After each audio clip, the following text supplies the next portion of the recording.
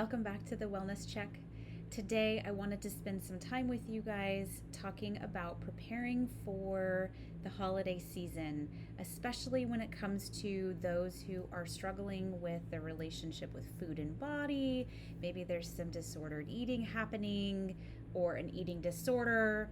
Maybe you're well into your road of recovery and holiday time can just be kind of tricky for you. So, I wanted to go over some big pointers here to help navigate the holiday season for you so that you can feel really successful and confident going into it and being able to look back at it once it's all over and the new year begins and feel really proud of yourself. We're going to be focusing on relationship with food in particular in this video, but I will do another one on all things family dynamics and boundaries next, so stay tuned.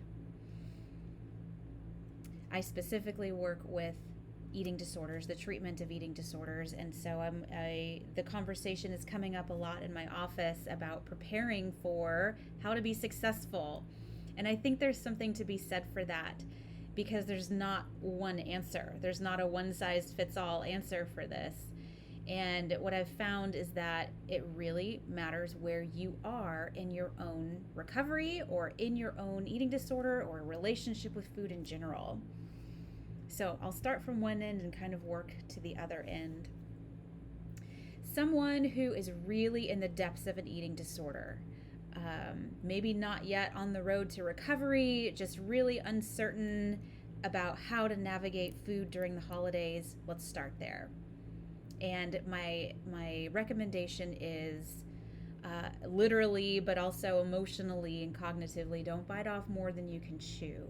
So again, this is a video about feeling successful and how to kind of bridge that gap into how much can I push myself versus what's too much and now I'm feeling really anxious and I'm pulling away and maybe I'm not even going to come to the family function altogether. So depending on what's going on with your specific relationship with food and body image and all of that, you might be feeling anxious about seeing someone, right? Maybe you're getting together with the family or with friends. Maybe you haven't seen these people in a year or many years, and maybe your body's changed since they saw you last. Or maybe you just don't feel comfortable eating the foods that are available this time of year that aren't always available to us every day, such as the treats and the sweets and the decadent foods that we so much enjoy.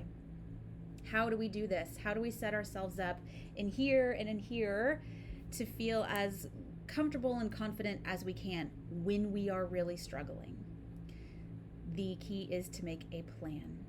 Make a plan. Do not go in blind and just assume everything is going to be okay. And like I said, we got to find this fine line between pushing yourself enough to potentially enjoy the company or to be able to set healthy boundaries with family and friends and still nourish our bodies. Because even though we're around food that we're not maybe comfortable with or that we're not used to seeing or eating, or maybe we're around people that we're not used to seeing, doesn't mean that our bodies don't need nourishment. So that's really one of the ultimate goals to keep in perspective is if we're anxious, if we're uncertain, if we're feeling really self-conscious, we still need to nourish our body. We still need to take care of ourselves. So start thinking maybe just a little bit about what foods might be available. You know, every single year that this is going to be on the menu. This is going to be on the Thanksgiving table, on the Christmas table, on the holiday table. And what are you noticing about your own anxieties about this? Are you feeling really anxious about a certain food group or a certain dish? What do you also feel more comfortable with? Something that maybe you already incorporate into your diet or that feels a little bit safer. Start thinking about who you're going to be around, and are these people going to be supportive or are they going to be triggering? If these people are going to be triggering, maybe disrespectful or saying things that might trigger you in some way to even make you feel more unconscious or self-conscious, then in this stage, we might want to stick to some safer foods, whatever those might be. So that way, if appropriate, you can be at the table. and you can nourish your body, and you can stay in this window of tolerance where you're okay, you're safe, you're comfortable-ish, and you're able to be present at the table. Okay? Maybe this holiday season is not the season where we really dive deep into the challenging foods and you're using all your skills that you've learned for anxiety and everything. If you're really, really deep in the eating disordered eating, if you're not working with a therapist, wait on that for another season.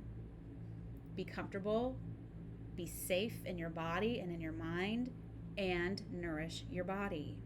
Make a plan depending on what that looks like for you and your specific situation. Now, let's say you are someone who's maybe working with a therapist, or you're doing your own recovery work, and you might be ready for a little bit of a challenge. Let's use this word challenge in a couple different ways. We're talking about maybe a food challenge, and we're also talking about a boundary challenge with family members and friends, and also just a cognitive challenge of, okay, let's brace ourselves. We can do this. This is the confidence that I've been looking for and searching for. And you might be in a spot where you can say, okay, this is what I know might be at the table, food-wise. These are the people that might be sitting around the table. Are they supportive? Are they not? How can I manage myself around these people and nourish my body and challenge myself with maybe a food item that in the past I wouldn't eat because I was too scared, it was on the no-no list, etc. This year, I'm going to prove to myself that I can do it. I can self-regulate through it. It's important that I take this on for myself to prove that I am recovering. I'm doing the hard work, and that makes me feel empowered. So again, same kind of stage that we're setting here is for you and your specific occasions coming up for the holiday. Think of who you're with, where you're going to be. Are these individuals supportive or not? And how can you challenge yourself with food through that? What kinds of things might you want to try that you haven't had in maybe months or years or weeks? And also, how can you challenge yourself with maintaining your presence while doing it? You want to be able to stay regulated emotionally through this. You want to be present at the table and laugh and be with the family and friends, right? If this is an appropriate thing to do. Let's go to the third stage. Maybe you are someone well into recovery. You are feeling already pretty empowered, but maybe this is the first season that you've had of the holiday season where you're really going to test your limits on your recovery. Maybe this is the time of year where you're going to be nudged outside of your comfort zone in a way that you haven't been for a while, or maybe since last holiday season.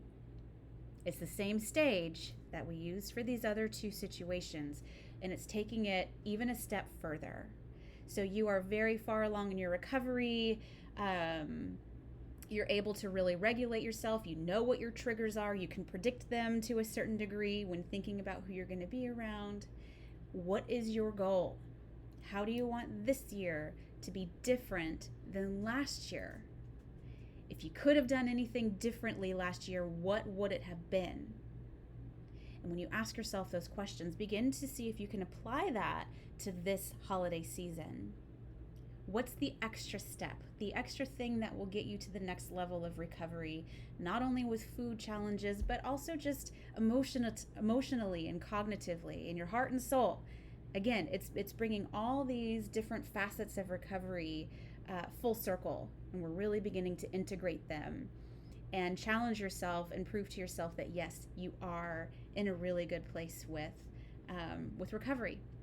And truth be told, sometimes when I talk to my clients about this, it doesn't have to do with food at all. They're in such a good place with their recovery that they feel comfortable eating all of the foods that might be there, but their main goal is to be able to have really good boundaries with family, or to be able to communicate better their needs, their desires, their dislikes, or whatever the case may be with the people around them. So there's lots of different ways to look at this. And I encourage every single one of you to start making a plan. Whatever your relationship is with food and with body, the ultimate goal is to nourish your body through that and stay regulated, stay present in your body and in the situation around you. So we have the 3 different levels of recovery. We have different ways of challenging yourself with food, looking at the window of tolerance of how can you stay emotionally regulated through this, but also be successful and also challenge yourself just enough. So Thanksgiving is coming. We ultimately, in the freedom of our eating disorder recovery, would love to enjoy it, enjoy the food, the whole spectrum of what is available, but also to be able to have a plan to keep yourself safe, to keep yourself in a good position socially with the people around you, and knowing how to put those boundaries down. That's what we're going to talk about on our next video. So if you would like to, leave a comment below on what your plan is. I'd love to hear more about it. Let's be prepared going into the holiday season, and I know that we can do this. So on this side, I am encouraging you, and I know you can do it. All right. Thank you for checking in with your wellness. I'll see you soon.